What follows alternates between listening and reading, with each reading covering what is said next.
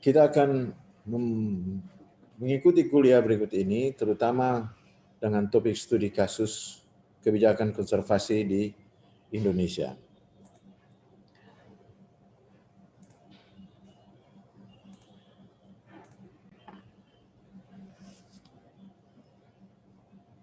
Kebijakan konservasi di Indonesia ini ada beberapa hal yang perlu kita perhatikan.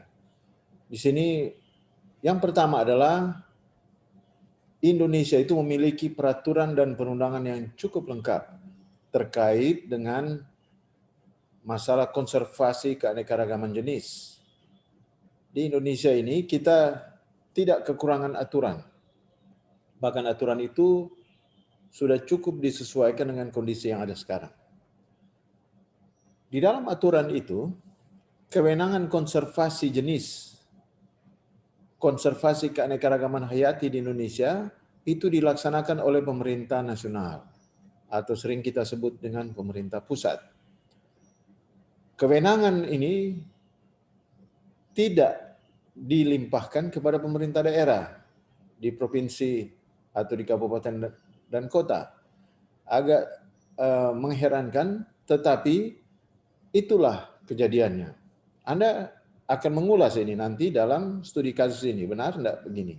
Atau ada peraturan yang multi interpretasi, peraturan yang karet, peraturan yang tidak tegas.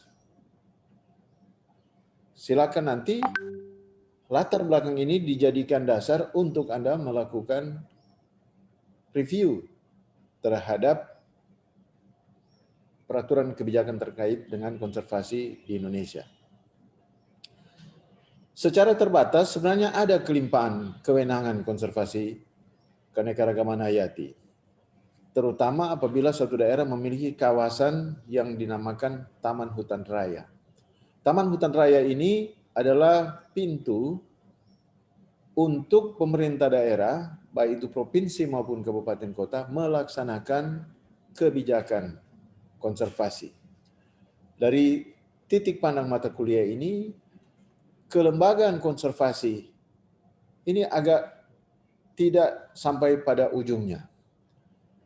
Saya sedikit memberikan gambaran bahwa pemerintah pusat apabila berbicara tentang konservasi itu tidak rela memberikan kewenangan itu kepada pemerintah daerah, karena apabila gubernur, wali kota, bupati diberikan kewenangan untuk mengelola konservasi keanekaragaman hayati, maka justru kemungkinan keanekaragaman hayati unik Indonesia itu justru akan hilang karena pemerintah cenderung mengeksploitasi habitat-habitat asli dan bahkan satwa-satwa ini untuk kepentingan ekonomi.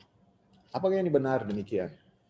Itulah sebenarnya inti dari studi kasus kebijakan konservasi di Indonesia yang akan Anda lakukan ini.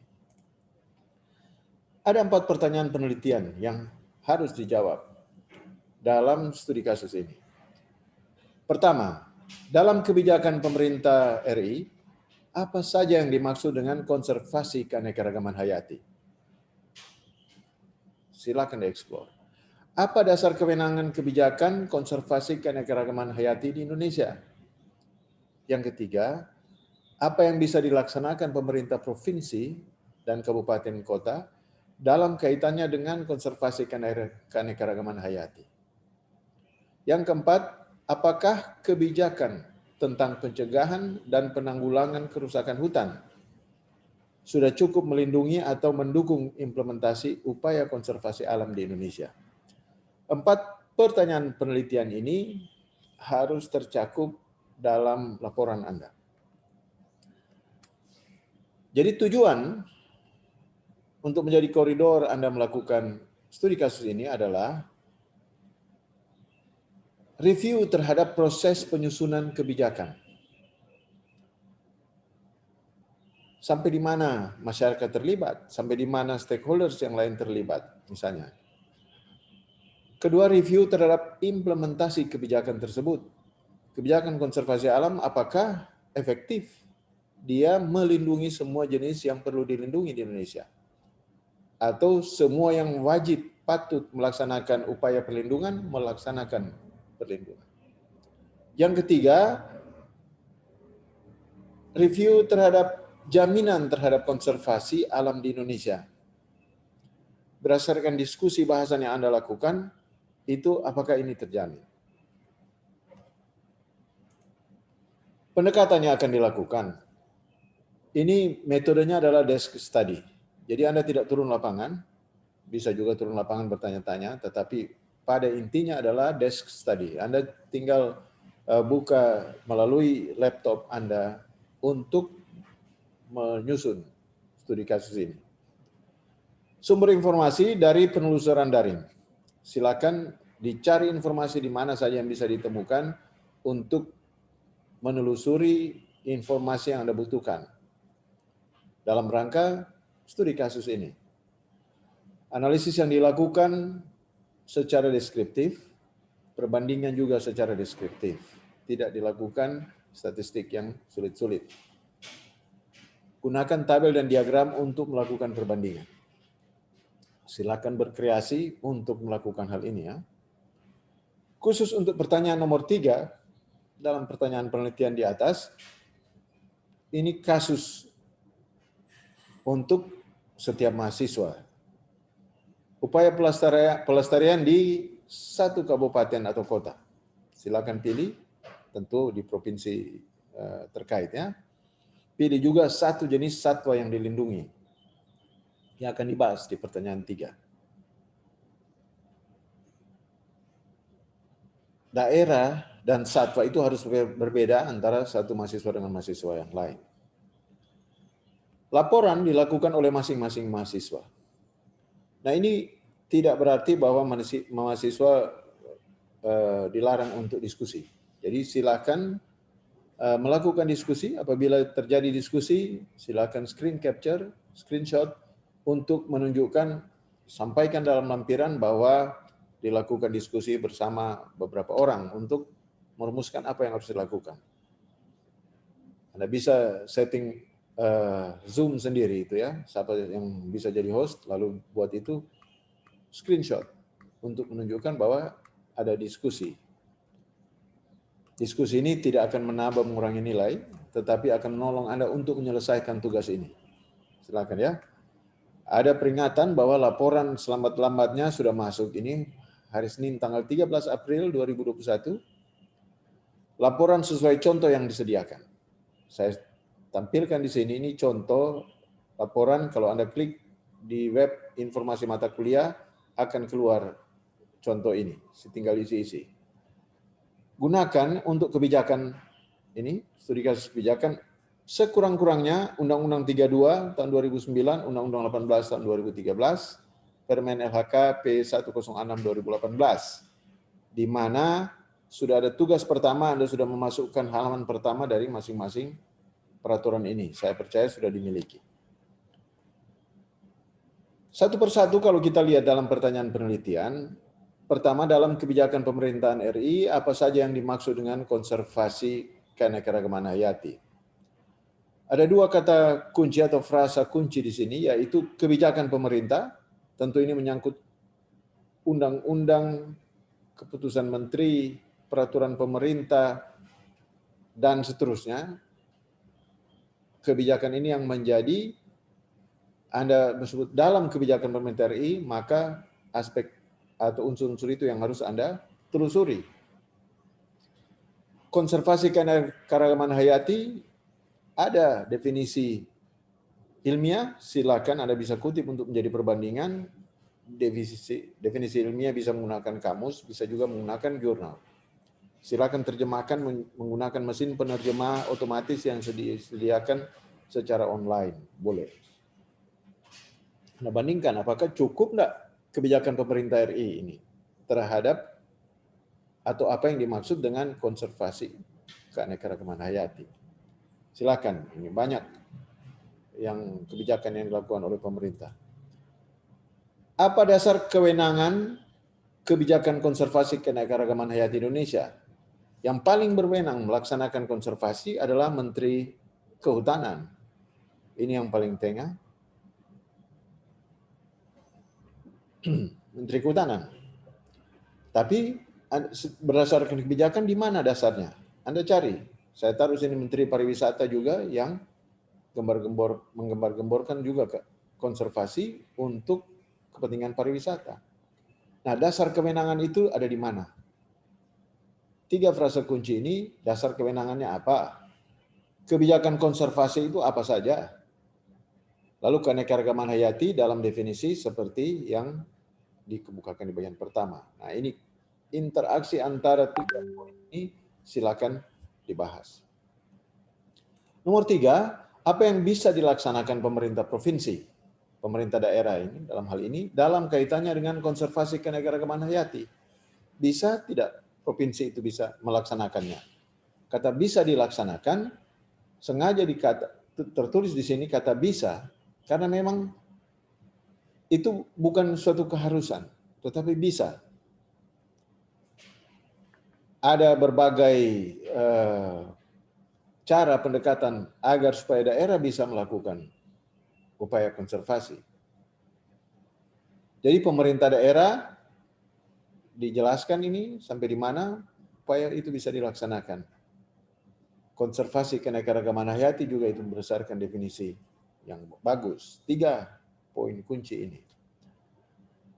Saya memberi penjelasan yang lebih luas sedikit untuk pertanyaan nomor 3 ini. Anda harus memilih kabupaten kota tertentu yang akan menjadi bahasan.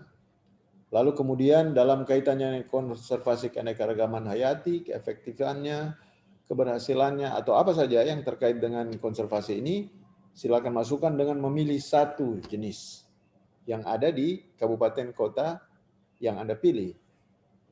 Jadi bisa saja misalnya kalau Anda memilih ANOA, ANOA itu bisa ada di hampir semua kabupaten kota yang ada di Sulawesi. Nah, jadi jangan sampai ada orang yang memilih jenis yang sama. Saya memberi gambaran juga tentang kawasan.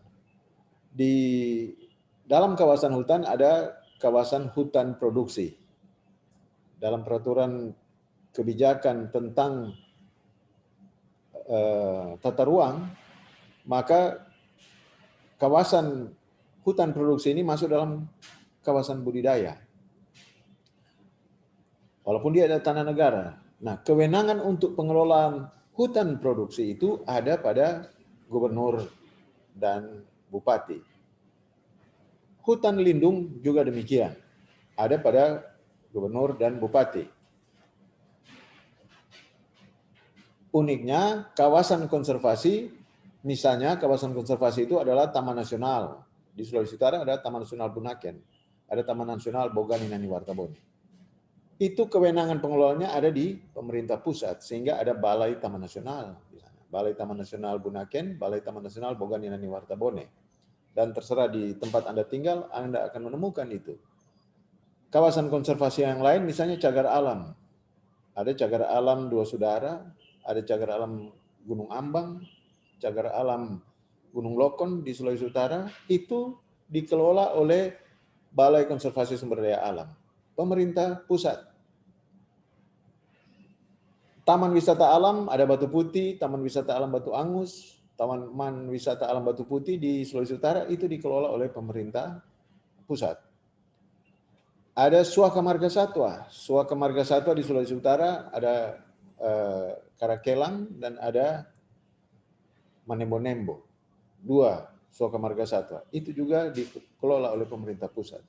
Anda bisa menelusuri ada kawasan konservasi di daerah Anda masing-masing, juga itu dikelola oleh pemerintah pusat. Apabila ada Tahura, Taman Hutaraya di Sulawesi Utara ada namanya Tahura Gunung Tumpa. Gunung Tumpa itu dikelola oleh provinsi karena dia ada 2 kabupaten kota dalam kawasan tersebut. Nah, ini adalah bentuk-bentuk implementasi dari yang bisa dilaksanakan oleh pemerintah provinsi. Tidak semua. Nomor 4, apakah kebijakan tentang pencegahan dan penanggulangan kerusakan hutan sudah cukup melindungi atau mendukung implementasi upaya konservasi alam di Indonesia? Ada undang-undang itu kan sudah dapat minggu lalu. Ada saya taruh sini ada 5 hal yang perlu Anda perhatikan tentang kebijakan. Kata kebijakan ini tentu menyangkut pada pasal per pasal yang ada di dalam peraturan perundangan pencegahan dan penanggulangan kerusakan hutan. Lalu kata pencegahan dan penanggulangan kerusakan hutan itu sendiri perlu ada penjelasan yang lebih jauh. Anda bisa melihat dari pasal per pasal, tapi bisa juga Anda buat interpretasi dengan kata-kata sendiri terhadap pasal-pasal tersebut. 2 kata kerja ini, melindungi atau mendukung. 2 kata kerja ini juga harus dibahas.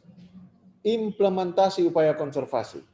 Implementasinya seperti apa? Apakah kebijakan adanya undang-undang tentang kerusakan hutan itu bisa melindungi atau mendukung implementasi. Lalu konservasi alam di Indonesia. Ya, kita melihat dalam bahasan ini dari Indonesia. Tugas ini lumayan, ini cukup berat untuk dilaksanakan apabila Anda bermalas-malasan. Anda harus rajin untuk menelusuri setiap kemungkinan, baca, jangan baca seperti membaca Facebook atau Instagram atau Twitter. Anda harus baca pelan-pelan ini peraturan perundangan yang terkait ini untuk Anda bisa mengerti. Jangan cuma asal baca, karena tidak akan dimengerti dengan mudah. Itu adalah studi kasus yang harus Anda lakukan.